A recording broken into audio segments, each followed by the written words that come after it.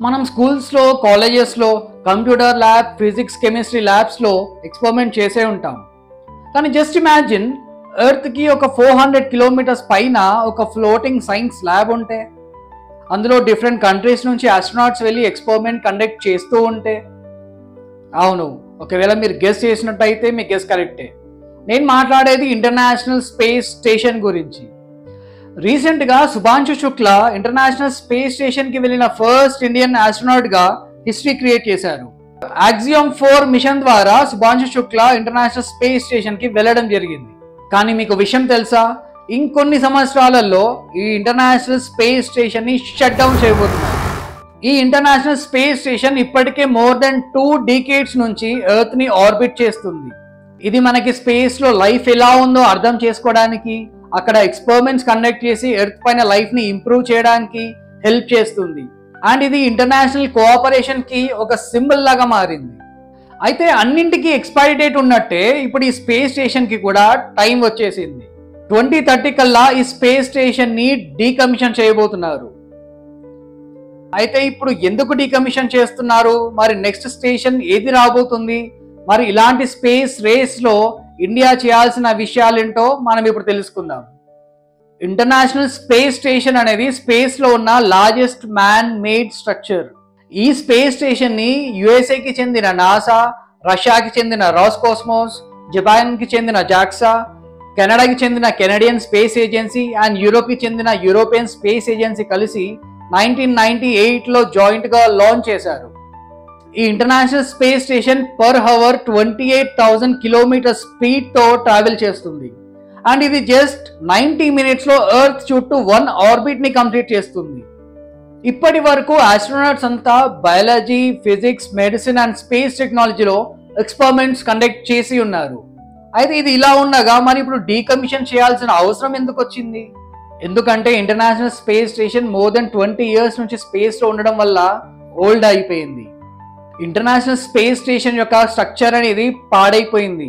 దీనిలో కొన్ని మాడ్యూల్స్కి క్రాక్స్ కూడా వచ్చాయి. ఈ స్పేస్ స్టేషన్ యొక్క మెయింటెనెన్స్ అనేది కాస్ట్లీ అవుతుంది. ఈ స్పేస్ స్టేషన్ యొక్క operating cost per year $3 to $4 billion అవుతుంది. ఇంకా రిపేర్ చేయడం కన్నా స్పేస్ ఏజెన్సీస్ అన్ని కొత్త స్పేస్ స్టేషన్స్ అండ్ టెక్నాలజీస్లో ఇన్వెస్ట్ చేయడం బెటర్ అనే కంక్లూజన్కి వచ్చేసాయి. అయితే ఈ స్పేస్ స్టేషన్ యొక్క డీకమిషనింగ్ ప్రాసెస్ అనేది చాలా ఇంట్రెస్టింగ్గా ఉంటుంది. 2030లో ఇంటర్నేషనల్ స్పేస్ స్టేషన్ని ఎర్త్స్ అట్మాస్ఫియర్లోకి తీసుకొస్తారు. ఈ ప్రాసెస్లో చాలా మట్టుకి అది బర్న్ అయిపోతుంది. రిమైనింగ్ పార్ట్స్ అన్నీ కూడా సౌత్ పసిఫిక్ ఓషన్లోని పాయింట్ నీమో దగ్గర క్రాష్ చేస్తారు. పాయింట్ నీమోని స్పేస్ క్రాఫ్ట్ సిమెట్రీ అని కూడా పిలుస్తారు. హ్యూమన్ హ్యాబిటేషన్స్కి ఇది ఫార్దెస్ట్ ప్లేస్ అయినందున ఈ ప్లేస్ని సెలెక్ట్ చేసుకున్నారు. కానీ ఇది స్పేస్ స్టేషన్స్ యొక్క ఎండ్ కాదు, it's a beginning of new space race అనే చెప్పాలి. మరి ఇప్పుడు ఇంటర్నేషనల్ స్పేస్ స్టేషన్ని రీప్లేస్ చేయబోయేది ఏంటి?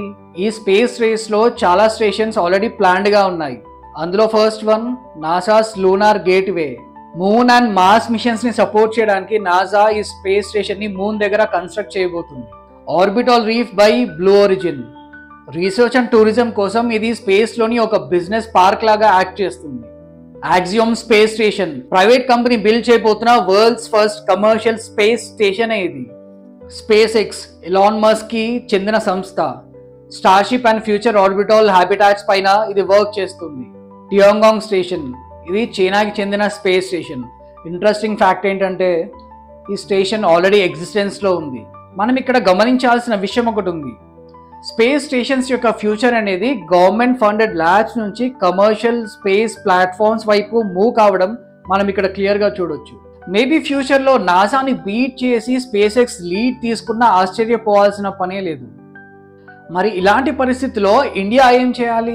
ఇస్రో యొక్క Mars mission Chandrayaan, Aditya L1 మరియు Gaganyaan which is India's first manned space మిషన్తో ఇండియన్ స్పేస్ సెక్టర్ అనేది చాలా అడ్వాన్స్డ్గా ఉందనే చెప్పాలి. కానీ ఇంతవరకు మనకి సొంత స్పేస్ స్టేషన్ మాత్రం లేదు. ఇస్రో మన స్పేస్ స్టేషన్ని 2035 తర్వాత ప్లాన్ చేస్తామని అనౌన్స్ చేసింది. కానీ ఇప్పుడు ఇంటర్నేషనల్ స్పేస్ స్టేషన్ డీకమిషన్ అవడం, మిగతా ప్రైవేట్ కంపెనీస్ అన్ని రేస్లో ఉండడం వల్ల ఇండియా తన స్పేస్ స్టేషన్ ప్లాన్ని స్పీడప్ చేయాల్సి ఉంది. ఇండియన్ ఆస్ట్రోనాట్స్ని సెండ్ చేసి స్పేస్లో ఎక్స్పెరిమెంట్ కండక్ట్ చేయడానికి నాసా లేదా యూరోపియన్ స్పేస్ ఏజెన్సీ లేదా ప్రైవేట్ కంపెనీస్ అయిన స్పేస్ ఎక్స్, యాక్సియాన్ స్పేస్ స్టేషన్స్తో కొలాబరేట్ కావాల్సి ఉంది. మన ఇండియన్ గవర్నమెంట్ స్పేస్ యొక్క రీసెర్చ్ అండ్ డెవలప్మెంట్కి ఫండింగ్ ఇవ్వడం ద్వారా Bellatrix, Agnikul and Skyroot లాంటి కంపెనీస్ ఇంపార్టెంట్ రోల్ని ప్లే చేయొచ్చు. ఇండియాకి new generation scientist, engineers and astronauts యొక్క అవసరం ఉంది. మన university space education and global కొలాబరేషన్ని ప్రమోట్ చేయాల్సి ఉంది. ఇంటర్నేషనల్ స్పేస్ స్టేషన్ అనేది ఎండ్ కావచ్చు, కానీ స్పేస్లోకి హ్యూమానిటీ ఒక జర్నీ అనేది ఇది జస్ట్ బిగినింగ్ అనే చెప్పాలి. Various countries and companies space labs కట్టడానికి పరిగెడుతున్నాయి. ఇండియా వాళ్ళతో కంపీట్ అవ్వాలి. ఇండియాకి ఉన్న టాలెంట్, టెక్నాలజీ అండ్ విజన్తో మనం స్పేస్ ల్యాబ్సే కాదు, స్పేస్ లీడర్స్ అవ్వచ్చు. ఎవరికి తెలుసు, నెక్స్ట్ స్పేస్ స్టేషన్ అనేది మేడ్ ఇన్ ఇండియాదే కావచ్చు. మీకు ఈ కంటెంట్ నచ్చినట్టయితే మరింత వాల్యుబుల్ ఇన్ఫర్మేషన్ కోసం ఛానల్ని సబ్స్క్రైబ్ చేయండి. Thanks for watching.